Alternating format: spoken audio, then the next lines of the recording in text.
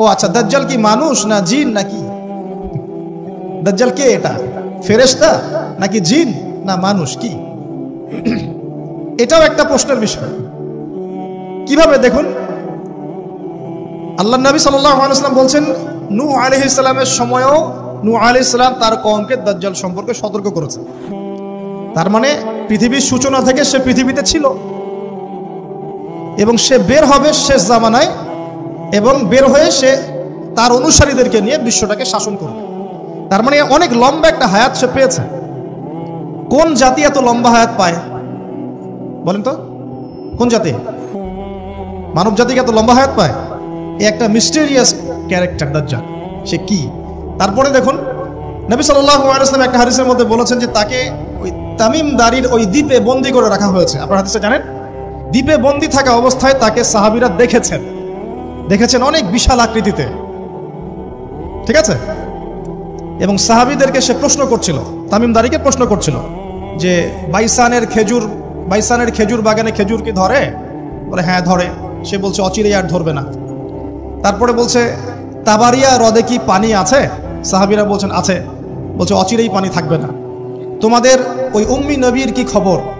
তখন সাহাবীরা বলছেন যে তিনি মক্কা থেকে মদিনায় হিজরত করে এসেছেন, বদরের যুদ্ধ হয়েছে, বালতির মতো তার অবস্থা, একবার এদিকে পাল্লা ভারী হয়, একবার এদিকে পাল্লা ভারী, মানে বদরে জিতেছেন, উহুদে বিপর্যস্ত হয়েছেন। তখন এই ব্যক্তি বলছে যে তোমাদের জন্য উত্তম হবে ওই ব্যক্তির অনুসরণ করা। দাজ্জাল এই কথা বলছে, তোমাদের জন্য উত্তম হবে ওই উম্মি নবীর অনুসরণ করা। সাহাবীরা জিজ্ঞাসা করছেন আপনি কে? তো সে বলছে যে আমি হচ্ছি দাজ্জাল, আমি হচ্ছি দাজ্জাল। আমাকে অচিরেই এখান থেকে মুক্ত হওয়ার অনুমতি দেওয়া হবে, তখন আমি এই পৃথিবীটাকে শাসন করব। তো এখানে সাহাবীরা দেখে আসছেন, যারা দেখে আসছেন তারা পরে ইসলাম কবুল করেছেন। তখন তারা মুসলিম ছিলেন না, খ্রিস্টান ছিলেন। কথা বুঝতে পারছেন? তাহলে এখানে আমরা তাকে একটা বিশাল দেহি দেখলাম, শিকল দিয়ে বন্দী। আবার নবী সাল্লাল্লাহু আলাইহি ওয়াসাল্লাম একদিন মদিনার মধ্যে উমর রাদিয়াল্লাহু আনহুকে নিয়ে হাঁটছেন, সহিহ মুসলিমে আছে। খবর পাওয়া গেল যে মদিনায় একটা যুবক ছেলে আছে, ইহুদি মায়ের সন্তান একটা যুবক ছেলে, যার চুলগুলা কোকড়ানো, চোখটা একটু ফোলা, যার আলামতগুলো দাজ্জালের সাথে মিলে যাচ্ছে। তখন নবী সাল্লাল্লাহু আলাইহি ওয়াসাল্লাম ওমর ইবনুল খাত্তাবকে নিয়ে ওদের বাসায় গেলেন। দেখলেন খেজুর বাগানে সে বসে আছে। মনোযোগ দিন। এবার নবীজি গিয়ে বললেন যে তুমি কি দেখো? সেই ছেলেটা বলছে আমি আরশ দেখি। আরশ বোঝেন? সিংহাসন। কোথায় তোমার আরশ? সেই ছেলে বলছে পানির উপরে। কোথায়? পানির উপরে। নবীজি বলছেন তুমি তো তাহলে শয়তানকে দেখো। নবীজি বলছেন তুমি কি বিশ্বাস করো যে আমি শেষ নবী? সেই ছেলে বলছে আপনি কি বিশ্বাস করেন যে আমি নবী? কি বুঝতে পারছেন কথা আমার? নবীজি বলছেন তুমি কি বিশ্বাস করো যে আমি শেষ নবী? সেই ছেলে বলছে আপনি কি বিশ্বাস করেন যে আমি নবী? উমর রাদিয়াল্লাহু আনহু তরওয়ালের খাপ খোলা সারা। তিনি বললেন যে ইয়া রাসূলুল্লাহ অনুমতি দেন, এর গর্দানটাকে নামাই দিই, বেয়াদব, আপনার সাথে বেয়াদবি করছে। তখন নবী সাল্লাল্লাহু আলাইহি ওয়াসাল্লাম বললেন দাআহু ইয়া উমর, তাকে ছেড়ে দাও। যদি সে সত্যিকার অর্থেই দাজ্জাল হয়ে থাকে, তুমি উমর তাকে হত্যা করতে পারবে না। কেন হত্যা করতে পারবেন না? কারণ দাজ্জালের নিহত হওয়া লেখা আছে ঈসা আলাইহিস সালামের হাতে। কার হাতে? ঈসা আলাইহিস সালাম যখন আসবেন, এই প্যালেস্টাইনের বাবে লুদ নামক জায়গায় দাজ্জালকে মারা হবে। ঠিক আছে কথা? তাহলে ওমর তুমি তাকে হত্যা করতে পারবে না। আর যদি সে দাজ্জাল না হয়ে থাকে, নিরপরাধ মানুষকে হত্যা করে কোনো লাভ নেই। এখানে চান্স নেওয়া হলো 50-50। এক হাদিস আপনি দেখছেন নবীজি বলছেন নূহ আলাইহিস সালাম তার কওমকে দাজ্জাল সম্পর্কে সতর্ক করেছেন। এক হাদিসে নবীজি বলছেন সে বের হলে 40 দিন বিশ্ব শাসন করবে। প্রথম দিন 1 বছর, দ্বিতীয় দিন 1 মাস, তৃতীয় দিন 1 সপ্তাহ, বাকি দিন আমাদের মতো। আরেক হাদিসে নবীজি বলছেন তামিম দারি দেখে এসেছে তাকে কোথায়? দ্বীপে বন্দী অবস্থায়, সে ছাড়া পাবে অচিরেই। আবার এখানে নবী সাল্লাল্লাহু আলাইহি ওয়াসাল্লাম মদিনাতেই একটা যুবক ছেলেকে দাজ্জাল মনে করে ইনভেস্টিগেট করলেন। আপনার কাছে কি সাবজেক্টটা সহজ মনে হচ্ছে না কঠিন? খুব সহজ কি না কঠিন? চিন্তা করতে হবে কি হবে না? এতই জটিল একটা ক্যারেক্টার।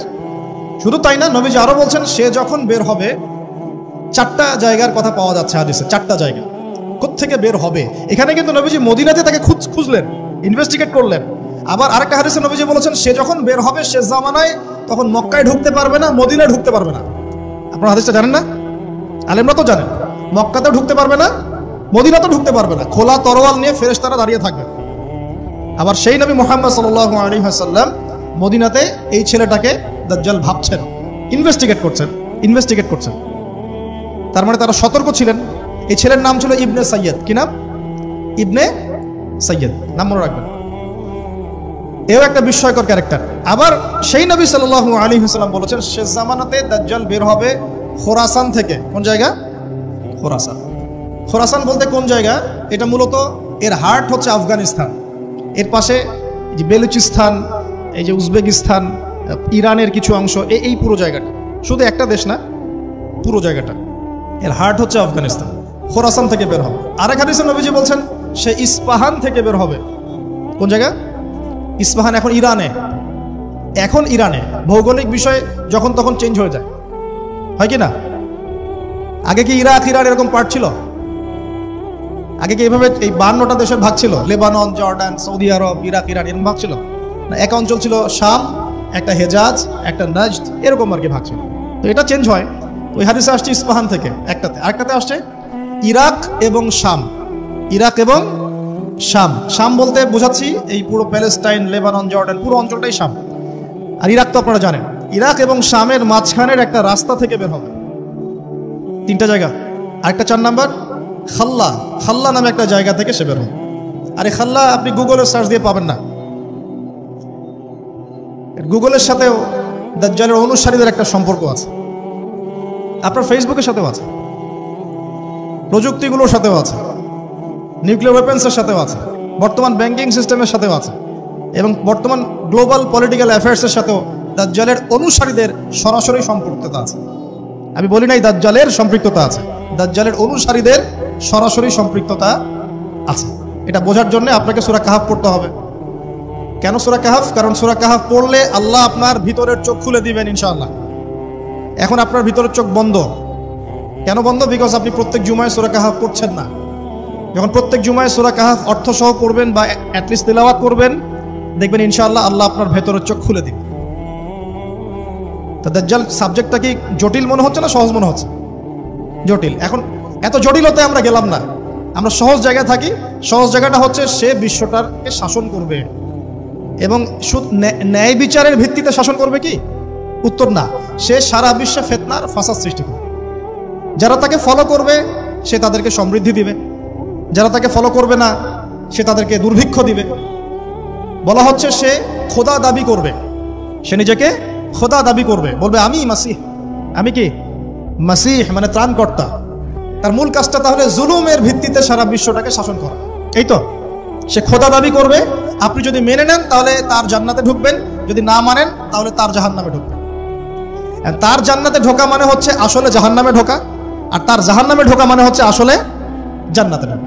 যেমন একজন যুবক ছেলেকে সে পাবে রাস্তায়, যখন বের হবে ছেলেটাকে বলবে যে তুমি কি বিশ্বাস করো যে আমি আল্লাহ? সে ছেলে বলবে যে না, আমি বিশ্বাস করি না। সেই ছেলেটাকে শুইয়ে দিয়ে করাত দিয়ে তাকে দুই ভাগ করবে। এটা হাদিস আসছে, 2 ভাগ করে দেহের 2টা অংশ 2 দিকে ছুঁড়ে মারবে, এবং সে শক্তিশালী হবে, অনেক ফিজিক্যালি অনেক শক্তিশালী, অনুসারীদের দিক থেকে অনেক শক্তিশালী। পৃথিবীর সব নিয়ন্ত্রণ তার হাতে, ঠিক আছে? তার কাছে প্রযুক্তি, তার কাছে অনেক কিছু। মানে সবচেয়ে বড় ফিতনা, মানে সবচেয়ে বেশি শক্তিশালী, সবচেয়ে বড় মানে পাওয়ার, মিলিটারি পাওয়ার, সবচেয়ে বড় ইকোনমিক পাওয়ার, সবচেয়ে বড় মিলিটারি অ্যাফেয়ার্স, যা আছে সব। এর জন্য একটা যুবক ছেলেকে কেটে 2 পিস করে ফেলা কি এমন বিষয়?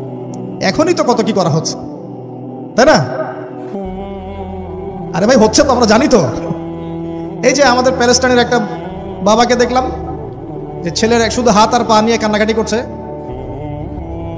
মাথা নাই, বডি খুঁজে পাওয়া যাচ্ছে না। তো এখনই তো অনেক কিছু করছে ওর অনুসারীরা। তো সে যখন বেরোবে একটা যুবককে 2 পিস করে ফেলা কোনো বিষয়? একদিক এদিকে ছুঁড়ে মারবে, আর একদিক ওইদিকে। এরপরে আবার জীবিত করবে, তাকে আবার জীবিত করবে, মানে তাকে আল্লাহ পাক এরকম কিছু ক্ষমতা দিবেন মানুষকে পরীক্ষা করার জন্য। জীবিত করার পরে বলবে আমি তোমাকে মৃত্যু দেওয়ার পর জীবিত দিলাম, এখন কি জীবন দিলাম, এখন কি তুমি বিশ্বাস করো যে আমি আল্লাহ? এই ছেলে এবার বলবে যে এখন আমার পুরো ইয়াকিন হয়ে গেছে যে তুই দাজ্জাল, কারণ আমি এই হাদিসটা জানতাম যে এক ছেলেকে সেভাবে কেটে টুকরা টুকরা করে আবার জীবিত করে বলবে যে আমি আল্লাহ, তুই কি বিশ্বাস করিস? তবে আমি জানতাম না যে সেই যুবক ছেলে আমি। তো বলা হচ্ছে এই যুবক ছেলে অনেক বড় শাহাদাতের মর্যাদা পাবে। তার মানে বোঝাতে যাচ্ছে সে এত শক্তিশালী হবে যে সে যা ইচ্ছা তাই করতে পারবে। যা ইচ্ছা তাই। এখন কি আপনারা দেখছেন না যে গাজাতে যা ইচ্ছা তাই করা হচ্ছে? যা ইচ্ছা তাই। ইচ্ছা হলো আপনার ঘরটা ভেঙে দিলাম, ইচ্ছা হলো আপনার মেয়েকে তুলে নিয়ে আসলাম, ইচ্ছা হলো আপনার ছেলেটাকে নিয়ে কারাগারে রেখে দিলাম, ইচ্ছা হলো রিমান্ডে নিয়ে নিলাম, ইচ্ছা হলো আপনার জমিটা দখল করে ফেললাম, ইচ্ছা হলো আকাশ থেকে একটা বোম ফেলে আপনার বাচ্চাকে হত্যা করে ফেললাম। যা ইচ্ছা তাই, যা ইচ্ছা তাই, কেউ কিছু বলার নাই।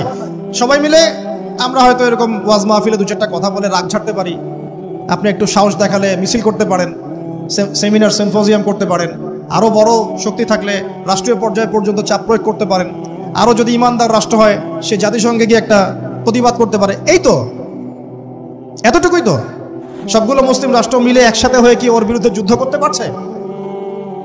সবগুলো মুসলিম রাষ্ট্র দরকার নাই, অ্যাটলিস্ট 2টা 4টা 5টা 10টা মুসলিম রাষ্ট্র কি একত্রিত হয়ে ওর বিরুদ্ধে যুদ্ধ করতে পারছে? তাহলে যা ইচ্ছা তাই সে করছে না। এবং এত মানবতা বিরোধী অপরাধ করার পরেও বড় বড় পশ্চিমা country, specially United state of America এসে বলে দিবে যে আমি আমার মিত্রর পাশে আছি, যা ইচ্ছা তাই করুক, আমি ওর পাশে আছি। এবং কথাগুলো তারা খুব ঠান্ডা মাথায় বলে, আমাদের মতো যে পলিটিক্যাল চিল্লা ফেল্লা করে কথা বলে। আমরা ওয়াজ মাহফিলে যে একদম চিল্লা চিল্লি করে গলা ফাটাই ফেলে দিই একদম, হ্যাঁ, মানুষের আবেগ বুঝে ওয়াজ করি, মানুষের আবেগ বুঝে ওয়াজ করি। জোরে জোরে বললে মানুষ জোরে জোরে ঠিক বলবে, আমার ভিউ বাড়বে। আদতে এগুলো কথা বলার আদব না, এগুলো কিন্তু কথা বলার আদব নয়। এখন বিষয়টা দেখুন, ঠান্ডা মাথায় বলে দিবে আমরা আমাদের মিত্রের পাশে আছি। তাহলে ও যা ইচ্ছা তাই করছে না? একটা ছোট রাষ্ট্র যদি যা ইচ্ছা তাই করতে পারে, দাজ্জাল করতে পারবে না? তাই মনে হয়? এখন সে এভাবে বিশ্বটাকে শাসন করবে। আপনি যদি মেনে নেন তাহলে আপনি সমৃদ্ধি পাবেন, না মানলে আপনাকে দুর্ভিক্ষ দিয়ে দিবে। একটা কওমের পাশ দিয়ে যাবে, বলবে তোমরা কি বিশ্বাস করো যে আমি আল্লাহ? বলবে হ্যাঁ বিশ্বাস করি। ব্যাস এদেরকে সমৃদ্ধি, সোনা দানা হীরা জহরত যত খাজানা খনি আছে দিয়ে দিবে। একটা কওমের পাশ দিয়ে যাবে, বিশ্বাস করো আমি আল্লাহ, সে বলবে না আমরা বিশ্বাস করি না, তার ইমানদার। ওদের উপর বৃষ্টি বন্ধ হয়ে যাবে, দুর্ভিক্ষ। এখন দুর্ভিক্ষ, বৃষ্টি বন্ধ হওয়া ইত্যাদির অনেক ব্যাখ্যাও আছে। মূল কথাটা আসেন, সে যদি বিশ্বটাকে শাসন করতে চায় তার অনুসারী দরকার আছে কি নাই? আছে না নাই? আচ্ছা, এবার একটু ভালো করে বোঝেন। মনে করেন আপনার নাম হচ্ছে আমাদের আব্দুল্লাহ ভাই, মনে করেন, বা আব্দুর রহমান, ঠিক আছে? আব্দুর রহমান ভাই আমাদের মনে করেন যে বিশ্বটাকে শাসন করতে চায়। তাহলে ভাই আপনি বলেন তো, এই বিশ্বের অর্থনীতি আপনার নিয়ন্ত্রণ করতে হবে কিনা? হবে না? হবে না? না নিয়ন্ত্রণ করে কি আপনি বিশ্ব শাসন করতে পারবেন? আচ্ছা, আপনাকে বিশ্বের এই পুরো গ্লোবাল অ্যাফেয়ার্স, পলিটিক্যাল অ্যাফেয়ার্সগুলো নিয়ন্ত্রণ করতে হবে কিনা? হবে কি হবে না? আচ্ছা, আপনাকে বিশ্বের মিডিয়াগুলো নিয়ন্ত্রণে রাখতে হবে কিনা? হবে কিনা? আপনাকে বিশ্বের বড় বড় অস্ত্রশস্ত্রগুলো নিজের করে মজুত করতে হবে কিনা? বিশ্বের সবচেয়ে দামি বিষয়গুলো যেমন অয়েল, গোল্ড, সিলভার, পেট্রোডলার, এগুলো আপনার নিয়ন্ত্রণে থাকতে হবে কিনা? থাকতে হবে। আচ্ছা, বিশ্বের অর্থনীতি থেকে শুরু করে, রাজনীতি থেকে শুরু করে, সমরনীতি থেকে শুরু করে, মিডিয়া, প্রযুক্তি, এগুলো আপনার নখদর্পণে থাকতে হবে কিনা? তার মানে দাজ্জাল যদি বিশ্ব শাসন করতে চায় তাকে এই প্রত্যেকটা বিষয়কে নিয়ন্ত্রণ করতে হবেই। এখন আমার প্রশ্ন, সে কাদেরকে নিয়ে বিশ্ব শাসন করবে? উত্তরটা হাদিস থেকে নিয়ে নেবেন।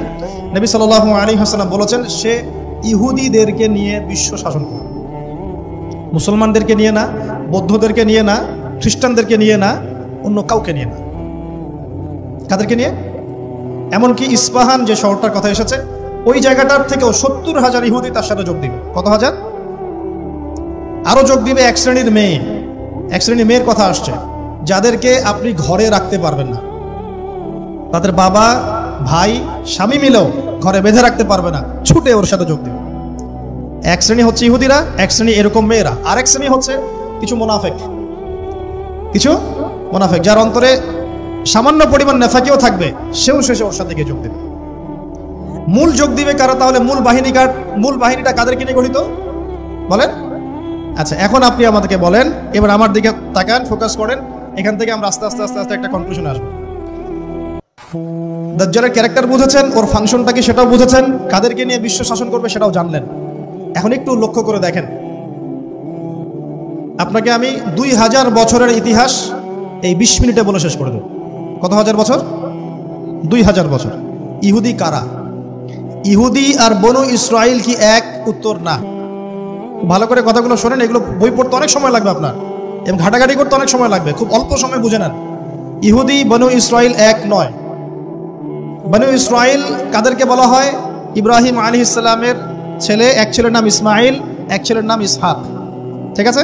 ইসমাইল আলাইহিস সালাম থাকেন মক্কায়, সেখানে তাকে কেন্দ্র করে একটা সভ্যতা। এই বংশে সর্বশেষ নবী মুহাম্মদ সাল্লাল্লাহু আলাইহি ওয়াসাল্লামের জন্ম। তার মানে আমরা বনু ইসমাইল। আমরা কারা? বনু ইসমাইল। আমরা মুহাম্মদ সাল্লাল্লাহু আলাইহি ওয়াসাল্লামের কওম, উম্মাহ। আর এইদিকে আরেক ছেলের নাম হচ্ছে ইসহাক, যিনি থাকেন ওই শামে, ওই প্যালেস্টাইনে, ওই জেরুজালেমে, ওই জায়গায়, ওটা শাম। ঠিক আছে? এবং ওখানে তিনি তার বংশ বিস্তার হচ্ছে। তার ছেলের নাম হলো ইয়াকুব। কি নাম? ইয়াকুব আলাইহিস সালামের আরেক নাম হলো ইসরাইল। ইয়াকুব আলাইহিস সালামের আরেক নাম কি?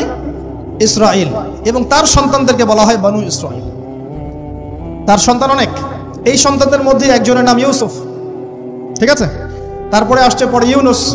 এই বনু ইসরাইলের মধ্যেই দাউদ, মূসা, সুলাইমান, ঈসা ইবনে মারিয়াম। বলা হয় 1,24,000 নবী রাসূলের মধ্যে বেশিরভাগই এখানে এসেছে। তাহলে বনু ইসরাইল বলা হচ্ছে এই কওমটাকে। তা ওদের নাম বনু ইসরাইল থেকে ইহুদি হলো কখন? যখন তারা ঈসা আলাইহিস সালামকে স্বীকার করলো না তখন। ঈসা আলাইহিস সালাম কি তাদের মধ্যে আসেন নাই? সেই ঈসা আলাইহিস সালামকে যখন তারা অস্বীকার করলো, তখন তাদের নাম আল্লাহ পাক এই বনু ইসরাইল থেকে পরিবর্তন করে হাদু দিয়েছেন কোরআনে। কুল ইয়া আইয়ুহাল্লাযীনা হাদু ইন যাআমতুম আন্নাকুম আউলিয়াউ লিল্লাহি মিন দুনিন নাস ফাতামান্নাউল মাউত। আছে না কোরআনে? অনেক জায়গা আছে। আল্লাহ পাক তখন তাদেরকে আর বনু ইসরাইল বলছেন না, বলছেন ইয়াহুদ। কি বলছেন? এই যে নাম আসলো ইহুদি। তো বনু ইসরাইল এবং ইহুদি এক নয়। বনু ইসরাইলরা ভালো ছিল এবং তারা ওই সময়কার মুসলিম ছিল। যখন তারা আল্লাহ পাকের আনুগত্য করেছিল, আল্লাহ পাক তাদেরকে সমৃদ্ধি দিয়েছিলেন, ঠিক আমাদের মতোই। আর যখন তারা আল্লাহ পাকের আনুগত্য করে নাই, পথভ্রষ্ট হয়ে যায়, আল্লাহ পাক তাদেরকে শাস্তি দিয়েছে। এক পর্যায়ে তারা যখন নবীদেরকে হত্যা করা শুরু করেছিল, অনেক নবীকে হত্যাও করেছে। যেমন জাকারিয়া আলাইহিস সালামকে তারা হত্যা করেছে, ইয়াহইয়া আলাইহিস সালামকে হত্যা করেছে। সূরা ইয়াসিন পড়ে দেখেন, ওখানে একই দিনে 3 জন নবীকে হত্যা করা হয়েছে। পড়ে দেখেন। তো মূল কথা হচ্ছে নাম চেঞ্জ হলো কখন? যখন তারা সত্য থেকে পথভ্রষ্ট হয়ে গেল। ঈসা আলাইহিস সালামকে তারা অস্বীকার করলো, তখন আর বনু ইসরাইল নয়, ইয়াহুদ। এখন তাদের মধ্যে একজন অন্যতম নবী ছিলেন দাউদ আলাইহিস সালাম। কি নাম? বলেন নাম, মুখস্থ করেন। তাদের নাম কি? আচ্ছা, দাউদ আলাইহিস সালাম ছোট, তখন 14-15 বছর বয়স হবে। আল্লাহ পাক মূসা আলাইহিস সালামকে বলেছিলেন, তুমি তোমার সম্প্রদায়কে নিয়ে এই জেরুজালেমে যুদ্ধ করবে। কাকে বলেছেন? মূসা আলাইহিস সালামকে। তুমি মূসা আলাইহিস সালাম তোমার সম্প্রদায়কে নিয়ে এই জেরুজালেমে গিয়ে যুদ্ধ করো। ওখানে আমালেকা নামে একটা সম্প্রদায় আছে, এরা খুবই শক্তিশালী। তবে তোমরা যদি ইমানদার হও, তোমরা এর উপর বিজয় লাভ করবে। এর আগ পর্যন্ত এরা কিন্তু ওখানে ঢুকতে পারে নাই। কথা বুঝতে পারছেন? আল্লাহ পাক শর্ত দিলেন, যদি যুদ্ধ করে জয় করতে পারো, তাহলে তোমাদের এই জায়গাটা তোমাদের। তো মূসা আলাইহিস সালাম বললেন তার কওমকে, চলো যুদ্ধ করি। তো মূসা আলাইহিস সালামের কওম বলছে, ইযহাব আনতা ওয়া রাব্বুকা ফাকাতিলা ওয়া ইন্না হাহুনা কাঈদুন। এই মূসা, তুমি যাও আর তোমার রব গিয়ে যুদ্ধ করো, আমরা এখানে বসে থাকলাম। কথা কি বুঝতে পারেন নাই? মানে এরা কোন কওম? ওই যে ফিরআউনকে ডুবে মরতে দেখেও বিশ্বাস করে না, বাছুর পূজা শুরু করে। আল্লাহ পাক একটার পর একটা নিদর্শন দেখান, তাও অস্বীকার করে। তাওরাত নিতে গিয়েছেন মূসা আলাইহিস সালাম, এসে দেখেন তারা বাছুর পূজা শুরু করেছে। মান্না সালোয়া আল্লাহ দিচ্ছেন, তাও অস্বীকার করে। মৃত থেকে জীবিত করেন, তাও অস্বীকার করে। শেষমেশ বলে বসলো যে, ইয়া মূসা লান নুমিনা লাকা হাত্তা নারাল্লাহ জাহরা। হে মূসা, আমরা তোমার প্রতি বিশ্বাস করব না যতক্ষণ না আল্লাহকে সামনে দেখাচ্ছ আমাদের চোখ দিয়ে। এটা সেই জাত যে নবীদেরকে এত কষ্ট দিয়েছে। মূসা আলাইহিস সালাম যখন বললেন চলো, আল্লাহ পাক যুদ্ধের কথা বলেছেন, ওটা যুদ্ধ করে জয় করতে পারলে আমাদের হয়ে যাবে। তো বলছে ওখানে আমালেকা সম্প্রদায় আছে, এত বড় শক্তিশালী, তুমি যাও, তোমার রব গিয়ে যুদ্ধ করো, আমরা এখানে বসে আছি।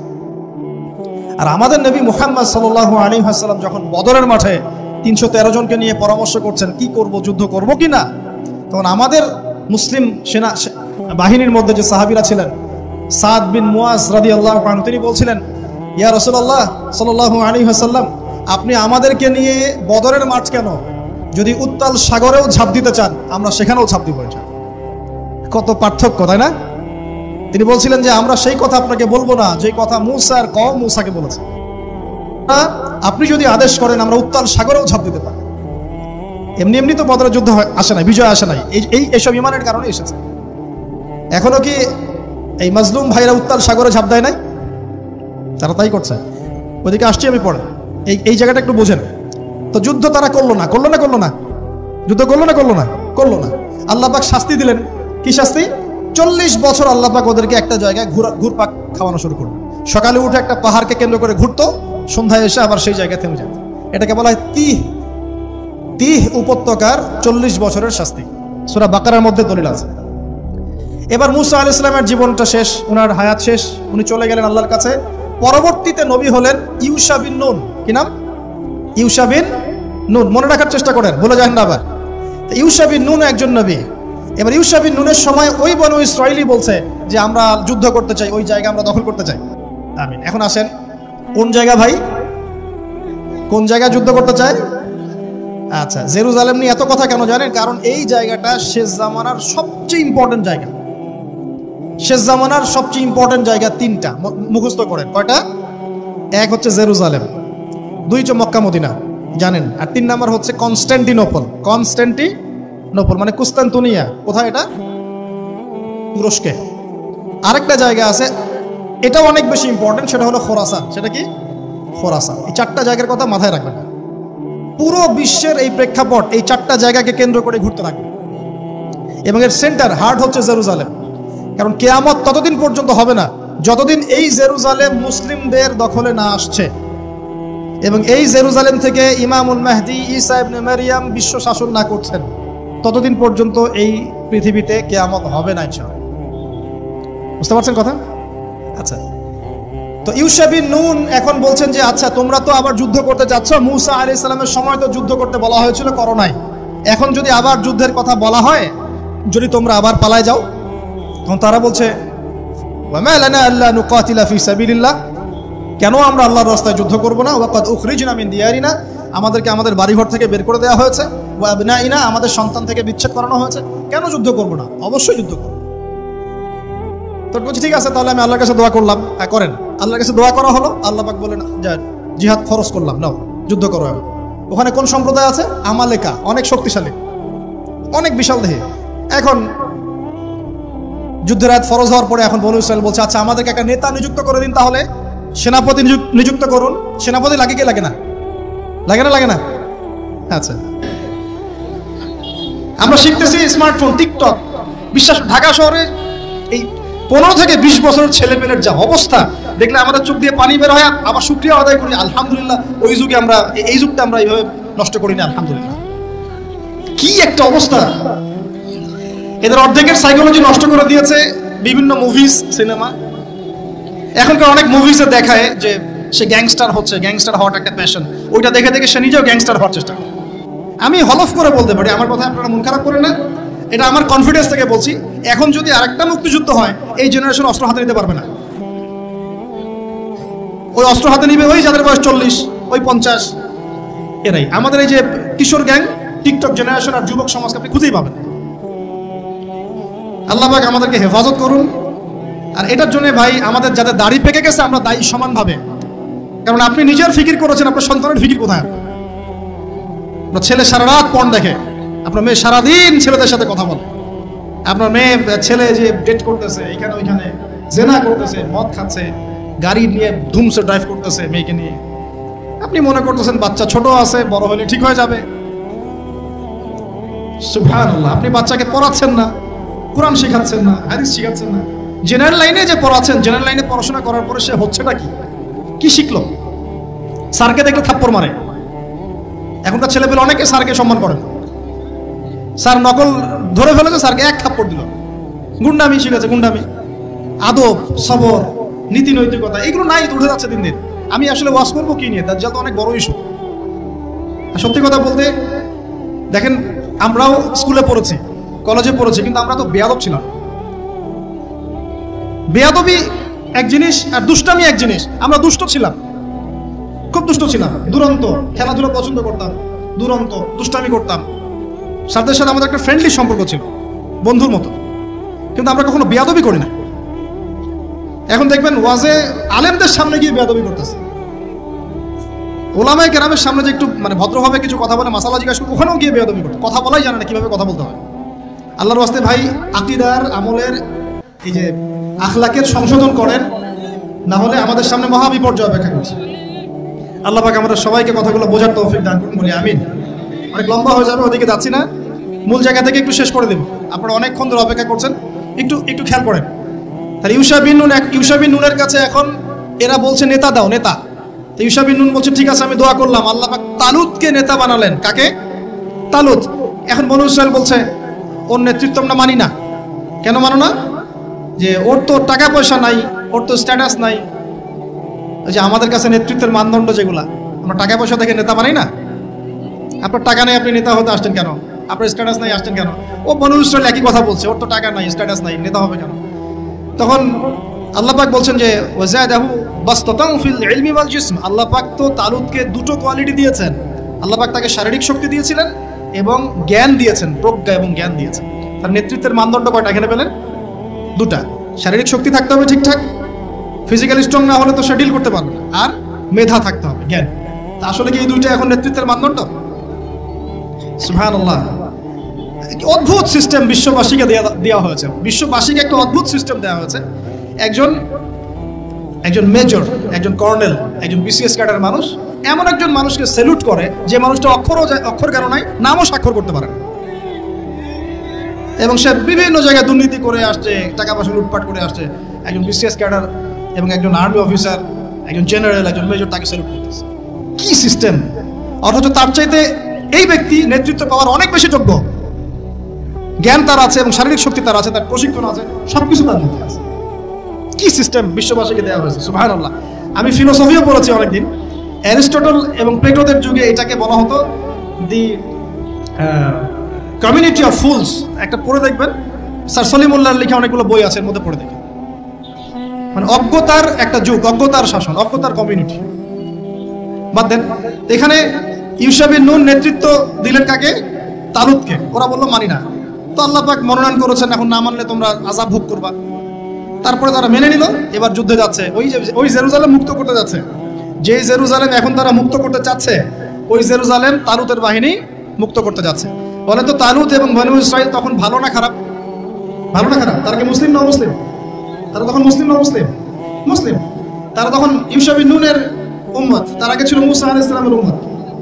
এবার তালুত বললেন যে আল্লাহ পাক তোমাদেরকে পরীক্ষা করবেন, সামনে নদী আছে, এই নদীর পানি পান করতে পারবে না। যদি পান করো তাহলে তোমাদের নাম কাটা, তোমরা আর যুদ্ধে অংশগ্রহণ করতে পারবে না। ফামান শারিবা ফালাইসা মিন্নি। যে ব্যক্তি এখান থেকে পানি পান করবে সে আমার অন্তর্ভুক্ত না। ওয়ামান লাম ইয়াতআমহু ফাইন্নাহু মিন্নি। যে ব্যক্তি এখান থেকে পানি পান করবে না সে আমার সাথে যুদ্ধে যেতে পারবে।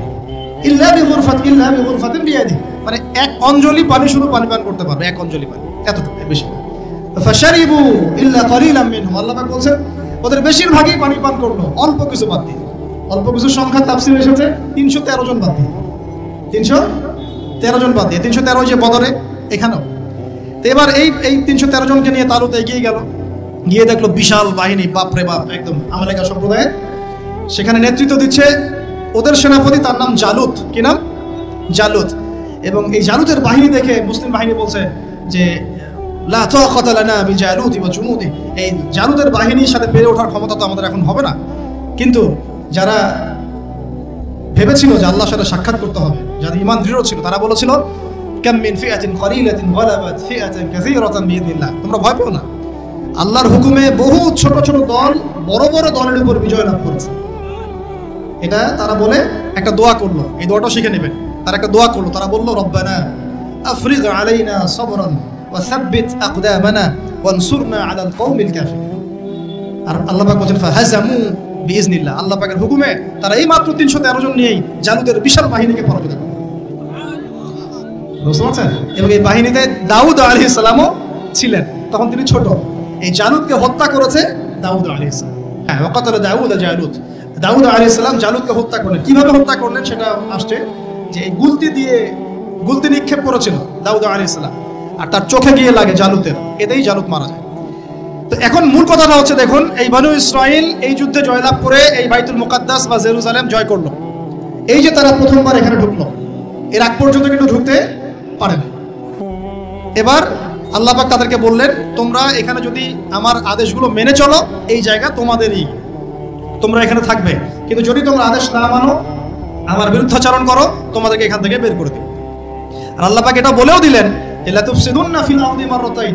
তোমরা কিন্তু দুইবার সীমা লঙ্ঘন করবা, আমি কিন্তু সতর্ক করছি তোমাদেরকে। কয়বার? 2 বার। এবার দাউদ আলাইহিস সালামের সময় তারা খুব সুন্দর ছিল, একদম রুলিং স্টেট। বলা হয় যে দাউদ আলাইহিস সালামের সময় তারা ওই জেরুজালেম থেকে বিশ্বকে শাসন করেছে। ঠিক আছে, দাউদ আলাইহিস সালামের পরে আসলো তার ছেলে সুলাইমান, নাম কি? সুলাইমান আলাইহিস সালাম। এই সময় আরো সমৃদ্ধি লাভ করলো, এত সমৃদ্ধি যে বাতাসের উপর নিয়ন্ত্রণ। জিনরা ডুবুরির কাজ করে পাথর এনে দেয়, জিনরা ডুবুরির কাজ করে মণিমুক্তা এনে দেয়। জিনদেরকে দিয়ে এই যে বাইতুল মুকাদ্দাস তিনি নির্মাণ করালেন আবার, তাই না? এই যে বাইতুল মুকাদ্দাসের কথা বলছে। তারপরে বাতাসকে যদি বলেন এখান থেকে আমাকে নিয়ে যাও, 1 মাসের পথ 1 বেলায় চলে যাচ্ছে। পিঁপড়া হাঁটছে, সুলাইমান আলাইহিস সালাম পিঁপড়ার ভাষা বোঝেন, পাখির ভাষা বোঝেন। তারা তেলাওয়াত করেন, মাছ এসে তেলাওয়াত শুনে। মানে এমন একটা সভ্যতা, এই সভ্যতা পৃথিবীতে আসেনি কখনো। এবং আপনি যতই সায়েন্স এন্ড টেকনোলজির কথা বলেন না কেন, এই লেভেলে আপনি যেতে পারবেন না, কখনো পারবেন না। কারণ সুলাইমান আলাইহিস সালাম একটা দোয়াও করেছিলেন, রব্বি হাবলি মুলকান, আল্লাহ আমাকে এমন রাজত্ব দান করুন, লা ইয়ামবাগি লি আহাদ, যে এমন রাজত্ব আপনি কাউকে দেন নাই কখনো। পৃথিবীর ইতিহাসে সুলাইমান আলাইহিস সালামের মতো রুলিং স্টেট কোনোদিনও ছিল না, আসবেও না। তো সুলাইমান আলাইহিস সালাম এবং তার অনুসারীরা তখন ভালো ছিলেন এবং জেরুজালেম থেকে তারা বিশ্ব শাসন করেছেন। এবার শুরু হলো তারপরে এদের অধঃপতন। অধঃপতন শুরু হতে হতে এমন একটা জায়গায় চলে গেল যে জেনা, এই মদ খাওয়া, এই সুদ খাওয়া, এই মানুষকে হত্যা করা, এমনকি নবীদেরকে হত্যা করা, এমন কোনো পাপ নাই করতে বাকি রাখলো না। এমন কোনো পাপ নাই মানে নবীদেরকে পর্যন্ত জবাই করে হত্যা করেছে।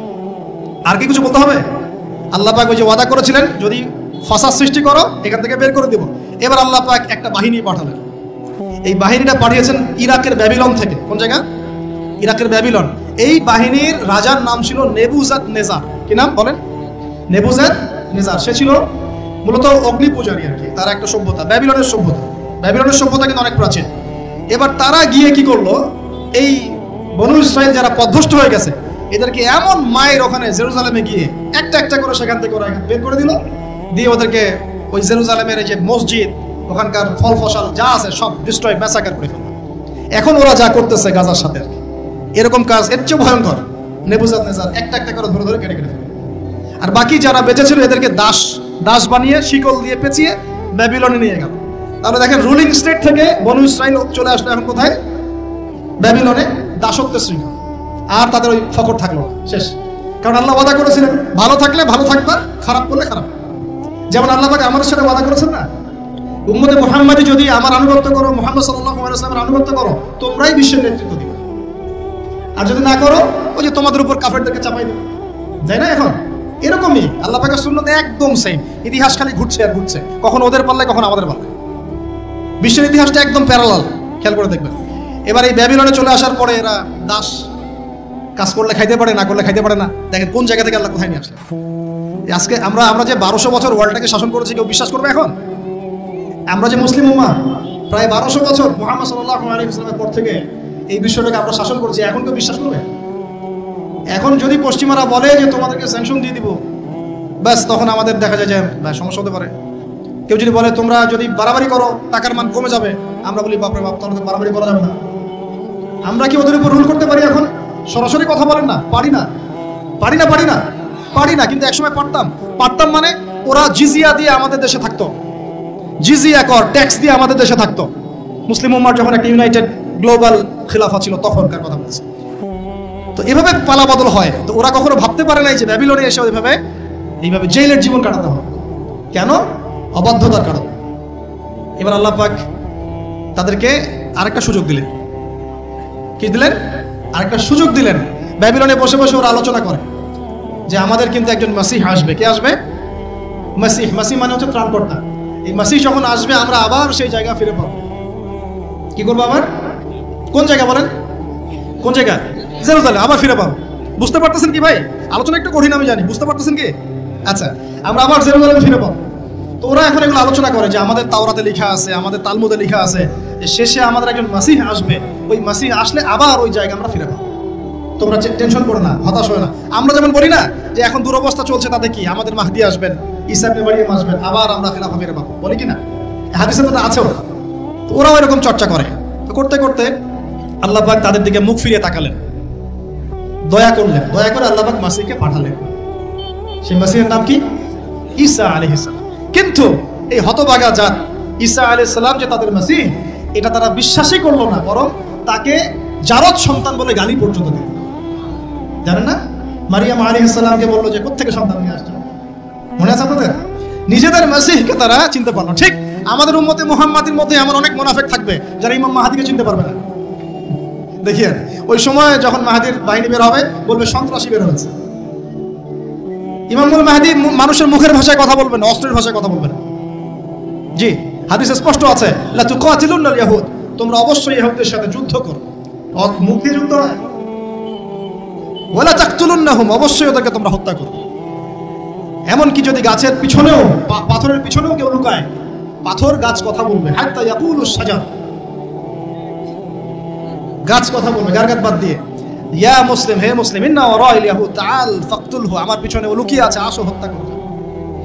তো বাই দ্য ওয়ে, এখন আল্লাহ পাক রহম করলেন, মসজিদ পাঠালেন, চিনতে পারলো না, বিশ্বাস করলো না, তাকে জারদ সন্তান বলে গালি দিল।